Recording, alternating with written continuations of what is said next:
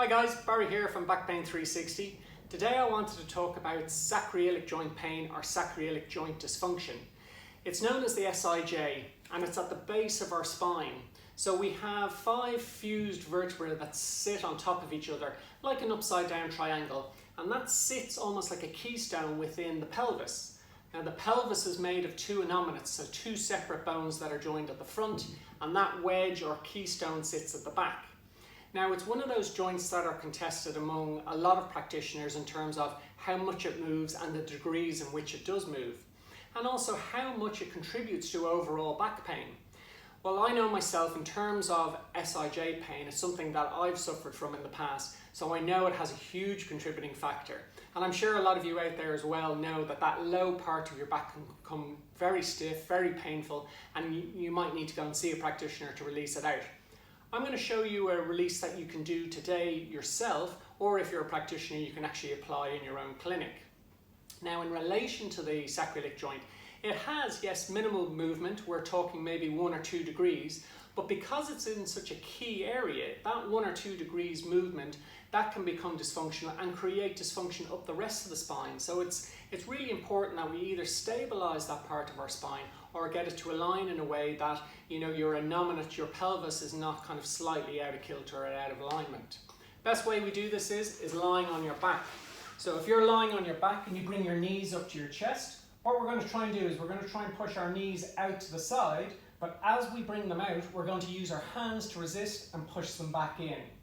Now we're going to keep our feet together, and this will create co-contraction, so our glutes, our glute medius, which are our kind of middle butt muscle, that's going to fire as we do this, and we're going to feel a lot of tension down here, and that's what we're going to utilize to give us that stress and strain through the pelvis to create a little bit of realignment. As I push the legs out apart, I'm going to push in with my hands as hard as I can, and I create this resistance through that tissue. And we're going to hold that resistance for 6 to 10 seconds as we push out. So I'm pushing, pushing, pushing, I'm pushing in and pushing out. And then once I've completed that 6 to 10 seconds, I'm going to take a fist and I'm going to put it between my 2 knees here. And now I'm going to squeeze in as tight as I can onto that fist, and once again hold that for 6 to 10 seconds.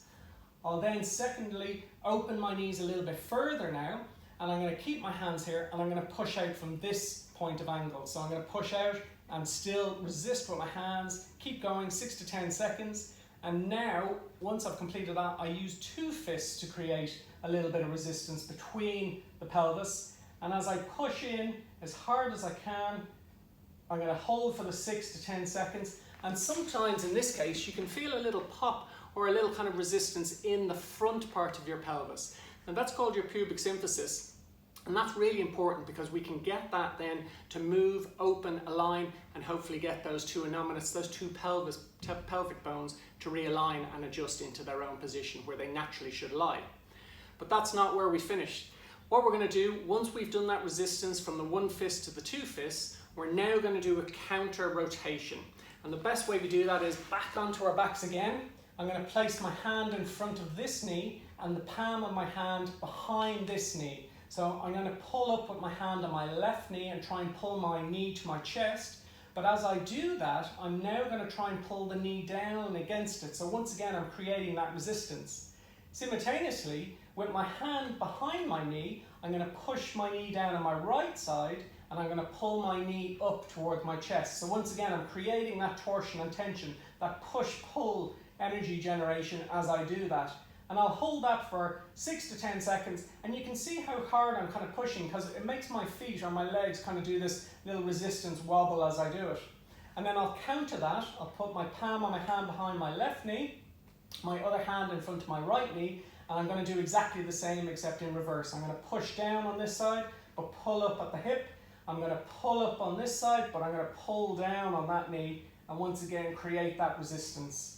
And I can feel already as I do that, I get the co-contraction of the glutes, I feel my pelvis starting to stretch, it wants to open, and I suppose I can attribute it to our, the kind of feeling is almost like releasing a cork out of a champagne bottle, that type of kind of release. It feels really good, so it's really worth kind of trying yourself and see if you get that type of kind of self-adjustment as you do it. Give it a go. I tend to use those exercises maybe 3 or 4 times in a row, and I would do that in a repeat. So I'd go single hand resistance, double hand resistance, pull the knee up, push the knee down, and go through that cycle in that way. You can do it in the morning before you get up out of bed if you feel your sacroiliac joint is a little bit kind of tight and tender, or you just have that really dull ache in the low back area and you just can't get any relief. Or, you know, specifically if you worked all day, you've been on your feet, you have that real kind of dull throbbing ache, really good, nice exercise to get in and give you the stretch that you need. Give it a go. Any feedback would be appreciated, so pop it in the comments below, and hopefully I'll catch you on the next one. Enjoy.